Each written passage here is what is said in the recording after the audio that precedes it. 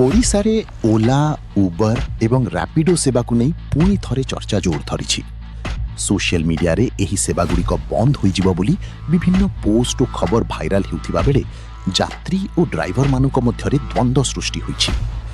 तेबे वर्तमान पर्यंत ओडिशा सरकार किंबा परिवहन विभाग पक्षरु ओला उबर और रैपिडोर ऑटो एवं कैब सेवा को बंद करने नहीं कौनसी आनुष्ठानिक घोषणा करा जाई नाही। एही सेवागुड़िक राज्यर विभिन्न सहर रे पूर्व भली चालू रही। अन्य पक्षरे बाइक टैक्सी सेवा को नहीं विवाद जारी रही।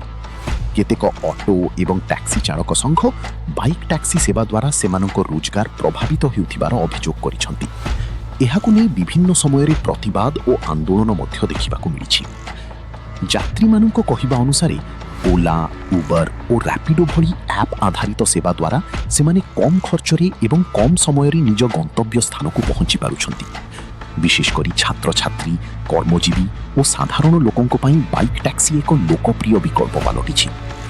एहा मध्यरे लक्षाधिक ड्राइवर एवं डेलीवरी पार्टनरଙ୍କ जीविका एही प्लाटफर्म उपर निर्भरशील थिबारु जे कोनोसी सरकारी निष्पत्ति हजार हजार परिवार को प्रभावित करिपारि बोली मत प्रकाश पाउछि। वर्तमान स्थिति रे ओला उबर और रैपिडो सेवा बंद नहीं चलीथिबा गुजब उपरे विश्वास न करी सरकारी घोषणा को अपेक्षा करने विशेषज्ञ माने परामर्श दैछंती।